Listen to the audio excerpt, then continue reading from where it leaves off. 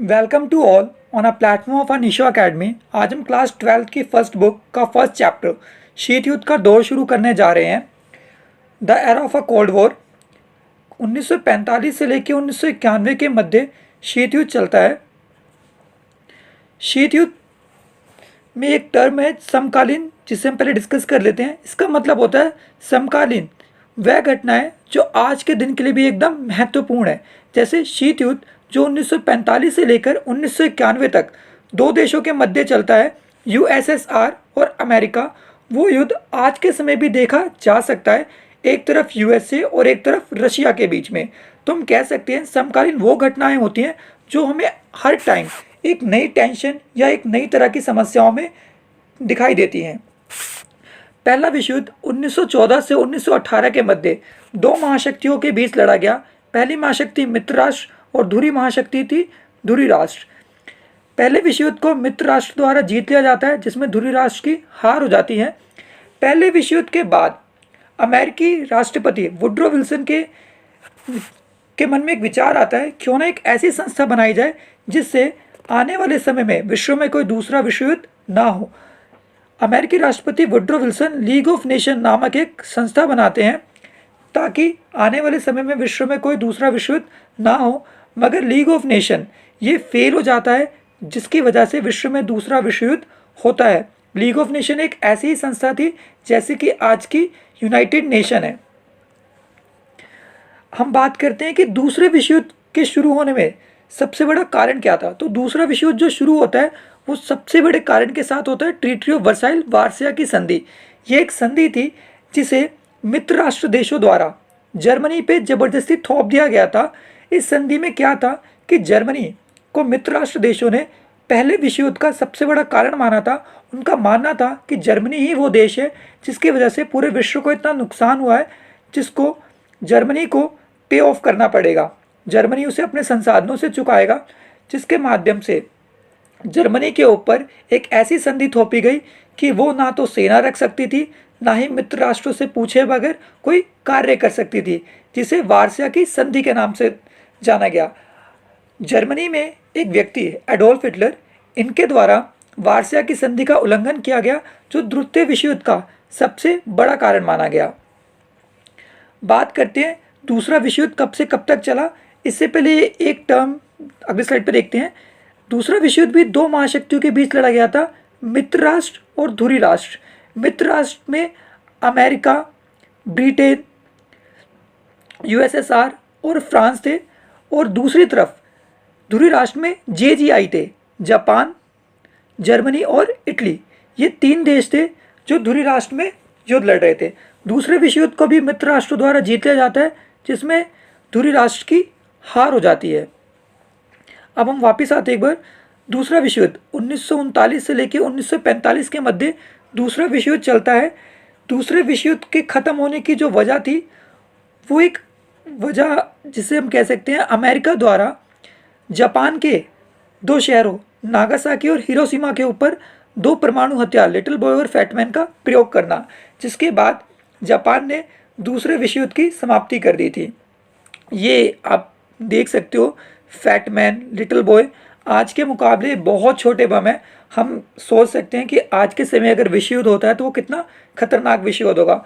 कहा जाता है कि नागासाकी, हिरोशिमा में आज भी कंडीशंस ऐसी है कि कोई बेबी जब बर्थ लेता है तो बहुत सारी समस्याओं के साथ उसका जन्म होता है। साथ ही यहाँ पे फार्मिंग करना भी पॉसिबल नहीं है। ओके, सेकेंड वर्ल्ड वॉर के ख़त्म होते ही अमेरिका के राष्ट्रपति फ्रैंकलिन डी रूजवेल्ट द्वारा एक विचारधारा रखी जाती है और एक संस्था बनाने की सोच रखी जाती है, जिसका नाम था यूनाइटेड नेशन ऑर्गेनाइजेशन, संयुक्त राष्ट्र संघ। लेकिन वर्तमान में इसमें से संघ ऑर्गेनाइजेशन वर्ड कट चुका है। इसका निर्माण 24 अक्टूबर 1945 में किया गया था और ये आज के समय भी प्रासंगिक है।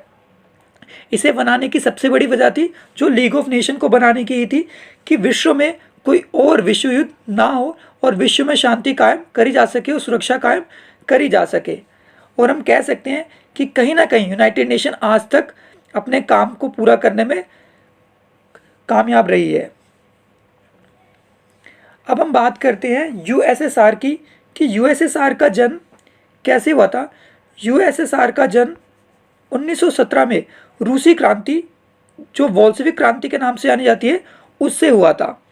यूएसएसआर का पूरा नाम है union Soviet socialist Republic, Samajwadi Soviet गणराज्य संघ।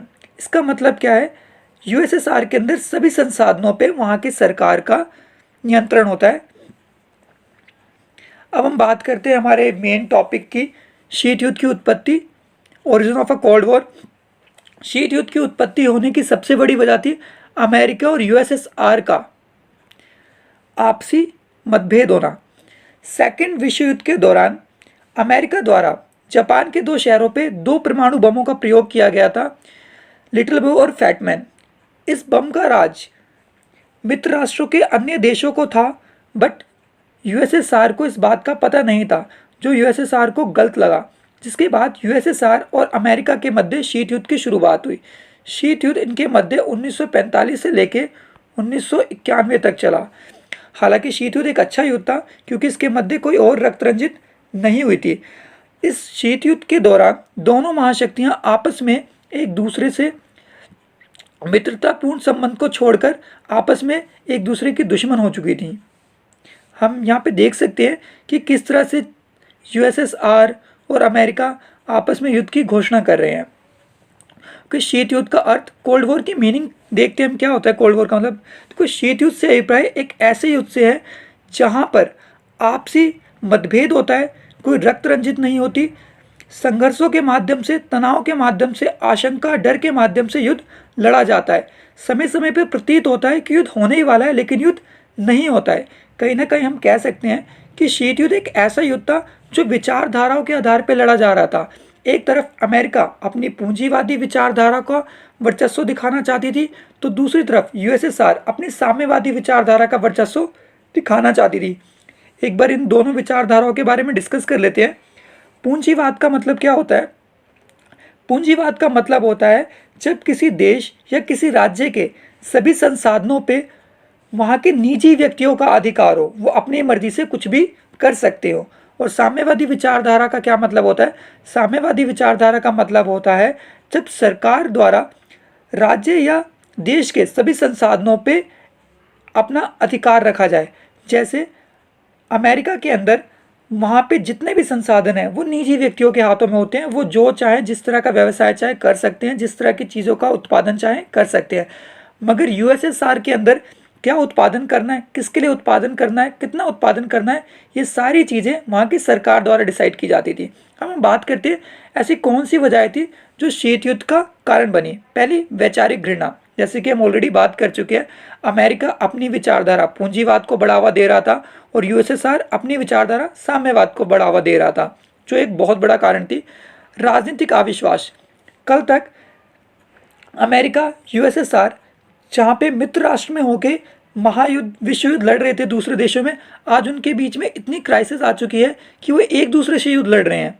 कूटनीतिक जोड़ तोड़, दोनों देशों ने पूरी तौर पे जितना भी वो अपने आप को एक दूसरे के लिए वर्चस्वशाली दिखा सकते थे, उन्होंने पूरी कोशिश करी। सैनिक प्रतिस्पर्धा, अमेरिका द्वारा 1949 में नाटो का निर्माण किया गया, तो वहीं दूसरी तरफ यूएसएसआर द्वारा 1955 में वारसा का निर्माण किया गया।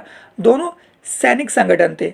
जासूसी, अमेरिका यूएसएसआर समय समय पे एक दूसरे की जासूसी के माध्यम से निगरानी रखते थे।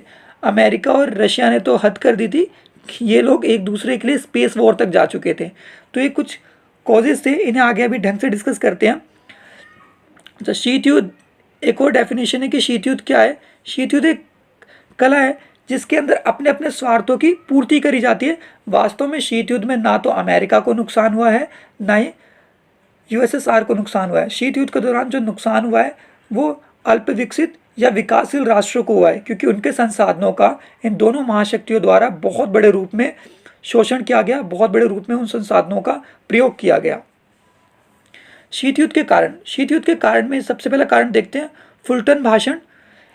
ये एक प्लेस था जहाँ पे ब्रिटेन के प्रधानमंत्री चर्चिल द्वारा एक भाषण दिया गया था, जिसमें उन्होंने कहा था कि हमें अमेरिका के साथ मिल जाना चाहिए और अमेरिका की पूंजीवादी विचारधारा को और मजबूत करना चाहिए, क्योंकि यूएसएसआर एक ऐसा देश है जो अपने साम्यवादी विचारधारा को 9 स्वतंत्र राष्ट्रों पे ज़बरदस्ती थोप रहा है, जो कि गलत है। ट्रूमैन सिद्धांत। ट्रूमैन अमेरिका के राष्ट्रपति थे जिनका मानना था कि यूएसएसआर बहुत गलत कर रहा है। जो भी राष्ट्र अभी नव स्वतंत्र हो रहे हैं जैसे टर्की, यूनान, छोटे छोटे ये देश, इन पे यूएसएसआर जबरदस्ती अपना कब्जा कर रहा है और हमें पूंजीवादी राष्ट्रों को इस बात का ध्यान रखना चाहिए कि साम्यवादी यूएसएसआर ऐसा ना कर पाए। अन्य कारण मार्शल योजना। मार्शल योजना के द्वारा अमेरिका ने यूरोपियन यूनियन, जिसे हम यूरोपियन देश कहते हैं, यूरोपियन यूनियन के देशों की आर्थिक सहायता करी थी, जो बात यूएसएसआर को बुरी लगी। यूएसएसआर का मानना था कि अमेरिका आर्थिक रूप से इन देशों की मदद कर इन देशों को हमारे खिलाफ भड़का रहा है, ये गलत है। बर्लिन की नाकाबंदी। शीत युद्ध की सबसे बड़ी वजह कहीं ना कहीं बर्लिन की नाकाबंदी रही थी। जब दूसरे विश्व युद्ध में मित्र राष्ट्रों द्वारा विश्व युद्ध जीत लिया जाता है तो जर्मनी के दो टुकड़े कर दिए जाते हैं, एक वेस्ट और एक ईस्ट। पश्चिमी जर्मनी यूएसए के हाथ में था और पूर्वी जर्मनी यूएसएसआर के हाथ में था। यूएसएसआर द्वारा 1961 में बर्लिन की दीवार खींच दी गई ताकि वेस्ट से कोई ईस्ट ना आ सके और ये एक बहुत बड़ा कारण रहा शीत युद्ध का। अमेरिका द्वारा नाटो का निर्माण करना। नाटो क्या था? नाटो की फुल फॉर्म है नॉर्थ अटलांटिक ट्रीटी ऑर्गेनाइजेशन, उत्तरी अटलांटिक संधि संगठन, जिसका मतलब था पूंजीवादी वो देश जो नाटो में शामिल है, अगर इनमें से किसी एक राष्ट्र पर भी हमला होता है तो हमला बाकी सभी राष्ट्रों के लिए माना जाएगा और एक राष्ट्र का हमला बाकी सबों के लिए जवाबदेह रहेगा। चीन में साम्यवादी विचारधारा का प्रसार। यूएसएसआर द्वारा चीन में अपनी साम्यवादी विचारधारा का प्रसार कर लिया जाता है, जो बात यूएसए को बहुत बुरी लगती है, क्योंकि चीन एक ऐसा राष्ट्र था जो नव स्वतंत्र था, जिस पे काफ़ी प्राकृतिक संसाधन थे और बहुत बड़ी मात्रा में लेबर उपलब्ध थे, जो बात अमेरिका को गलत लगी। सोवियत संघ द्वारा परमाणु परीक्षण करना। अब सोवियत संघ भी पीछे नहीं रहा, अमेरिका पे तो परमाणु हथियार थे ही, अब सोवियत संघ भी बार बार अपने परमाणु हथियारों का परीक्षण कर रहा था, जो बात अब अमेरिका को बुरी लगी।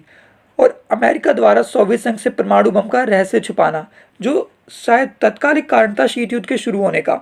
अब इन देशों ने इस बात से हद कर दी कि ये देश अपने आप को स्पेस रेस तक ले गए। स्पेस रेस का मतलब क्या है कि अभी तक तो ये ज़मीन पे हथियारों से लड़ रहे थे, अब इन्होंने क्या करा कि स्पेस में जाके ये न्यूक्लियर वेपन लगाने की सोच रहे थे, ताकि अपनी मर्जी से जब चाहे जिस दूसरी कंट्री पे अटैक कर सके। हालांकि ये मिशन फेल हो गया, बट फिर भी इन दोनों देशों ने जहाँ तक हो सके कोशिश करी। यूएसएसआर ने अपना एक पहला स्पेस मिशन भी भेजा था। ओके, शीत युद्ध के परिणाम, कॉन्सिक्वेंसेस। हालांकि ऐसा कोई टॉपिक होता नहीं है हमारी क्लासेस में, बट फिर भी हमें ये टॉपिक कर लेना चाहिए। तीसरे विश्व युद्ध का ना होना। देखो, शीत युद्ध होना एक बहुत अच्छी बात रही, क्योंकि 1945 से लेकर 1991 के मध्य कोई अलग युद्ध ही नहीं हुआ और बाकी 9 स्वतंत्र राष्ट्रों को भी अच्छा मौका मिल गया अपनी अर्थव्यवस्था को ठीक करने का। यूएनओ का उदय। यूएनओ के उदय होने की वजह से विश्व में एक शांति कायम रही। सैन्य संधियों का होना। 9 स्वतंत्र राष्ट्रों को एक अच्छा मौका मिला कि वो या तो नाटो को ज्वाइन कर ले या तो वार्सा को ज्वाइन कर ले। अगर उनका मन है तो वो दोनों को छोड़ के किसी और अन्य में भी जा सकते थे। विभिन्न विचारधाराओं का जन्म होना, जैसे कि हम देख सकते हैं अमेरिका की पूंजीवादी, यूएसएसआर की साम्यवादी और भारत ने तो आगे चल के मिश्रित अर्थव्यवस्था को अपनाया, तो ये एक अच्छा कारण था। अंतरिक्ष अभियान की शुरुआत होना, जहाँ पे पहले ये दो देश शीत युद्ध को बढ़ावा देने के लिए इन्होंने अंतरिक्ष अभियान की शुरुआत करी थी, अब ये दोनों देश अंतरिक्ष अभियान को मानव कल्याण के लिए भी लेके आए। इन्होंने स्पेस में अच्छे प्रोग्राम शुरू करे। 9 स्वतंत्र राष्ट्रों के लिए बेहतर संभावनाएं होना। देखो, कोई भी ऐसा देश जो अभी जिसे हाल ही में आज़ादी मिली हो, उसे यही चाहिए केवल कि उसे कोई एक ऐसा राष्ट्र मिल जाए जो आर्थिक तकनीकी रूप से उनकी मदद कर सके, और इन देशों के पास केवल 2 ही ऑप्शन थे, एक अमेरिका और एक यूएसएसआर। क्यूबा मिसाइल संकट, जो हमारा अगला टॉपिक है, इससे पहले एक अगली स्लाइड देखते हैं। देखो, ये अमेरिका है और अमेरिका की जो विचारधारा थी वो थी पूंजीवाद, और ये है यूएसएसआर जिसकी विचारधारा थी कम्युनिज्म यानी साम्यवाद, और ये है क्यूबा। क्यूबा की विचारधारा थी साम्यवाद। इसे ना हम यहाँ वाली स्लाइड पे देखते हैं एक बार, एक मिनट। देखो, ये जो एरिया है ना, ये है क्यूबा और ये है अमेरिका, ये है यूएसएसआर। ठीक है, अब बात क्या थी यार, बात ये थी कि जो अमेरिका है ना और जो क्यूबा है, इनके बीच में जो डिस्टेंस है वो 144 किलोमीटर का है लगभग। और क्यूबा से लेके यूएसएसआर के मध्य जो डिस्टेंस है वो लगभग 11,000 किलोमीटर का है। आप एक बात सोचो, अगर आपका पड़ोसी आपकी विचारधारा को ना मानकर किसी दूसरे की विचारधारा को मानकर आपके खिलाफ षड्यंत्र रचे तो आपको कैसा लगेगा। शायद बहुत आसानी से बात समझ आ रही होगी अब कि क्यूबा मिसाइल संकट क्या था। देखो, क्यूबा मिसाइल संकट एक ऐसा संकट था, पहले तो क्यूबा मिसाइल संकट शीत युद्ध का चरम बिंदु माना जाता है, जिसे नोट कर लो ढंग से क्योंकि एग्जाम में बहुत बार पूछा जाता है। क्यूबा मिसाइल संकट को अक्टूबर संकट के नाम से भी जाना जाता है। देखो, क्यूबा मिसाइल संकट एक ऐसा संकट था जिसके माध्यम से साम्यवादी यूएसएसआर क्यूबा के अंदर अपनी मिसाइलें तैनात करके अमेरिका को सीधा टारगेट करना चाहता था और अमेरिका को हानि पहुंचाना चाहता था। ये वाली स्लाइड हमने कर ली, डिस्कस करते हैं। क्यूबा एक छोटा सा द्वीपीय देश है जो कि अमेरिका के तट से लगा है और फिदल कास्त्रो यहाँ के नेता थे। फिदल कास्त्रो दिखाता हूँ मैं आपको, ये फिदल कास्त्रो हैं, ठीक है, जो क्यूबा के नेता थे। और जैसे कि हमने यहाँ पे देखा, तो क्यूबा अमेरिका के जस्ट बगल में है, बट वो विचारधारा किसकी मान रहा है, यूएसएसआर की। ठीक है, क्यूबा अमेरिका के पास था मगर वह साम्यवादी विचारधारा को मानता था। साथ ही सोवियत संघ द्वारा क्यूबा को हथियार एवं सलाह दी जाती थी। जैसे कि क्यूबा यहाँ पे है, ये रहा क्यूबा, और क्यूबा की मदद कौन कर रहा है, यूएसएसआर कर रहा है। सोवियत संघ के नेता निकिता क्रुश्चेव ने यह तय किया था कि क्यूबा रूस के सैनिक अड्डों के रूप में बदल जाएगा, जिससे क्या होगा कि यूएसएसआर जब चाहेगा अमेरिका के ऊपर हमला कर सकेगा। ये निकिता क्रुश्चेव है, यूएसएसआर के उस समय के राष्ट्रपति। अब क्या होता है, ये जो बात होती है अमेरिका के राष्ट्रपति जॉन एफ कैनेडी के पास पहुंचती है लगभग 3 हफ्ते बाद। ये अमेरिका के राष्ट्रपति है जॉन एफ कैनेडी। क्या होता है, जब ये बात 3 हफ्ते बाद अमेरिका के राष्ट्रपति के पास पहुंचती है तो वो ये सोचते हैं शायद इस बात को शांति से दबा देना चाहिए, क्योंकि अगर युद्ध होता है तो एक अलग युद्ध होगा और शायद ये तीसरा विश्व युद्ध होगा जो कि बहुत खतरनाक होगा, क्योंकि दोनों देश महाशक्ति हैं, दोनों देशों के पास परमाणु हथियार है, जो कि बहुत बुरा साबित होगा। जिसके बाद निकिता क्रुश्चेव और जॉन एफ कैनेडी आपस में अच्छी बातचीत करके इस संकट को टाल देते हैं। और जैसा कि हमने बात करी थी कि क्यूबा मिसाइल संकट को शीत युद्ध का चरम बिंदु कहा जाता है, हम देख सकते हैं अगर ऐसा नहीं होता तो वास्तव में आज के समय तीसरा विश्व युद्ध हो चुका होता। Thank you for watching our video. Please subscribe, like and share our channel. You can follow us on Instagram. You can join us on a Telegram group also. Subscribe the channel and press the bell icon for the notification of our latest videos when it goes live.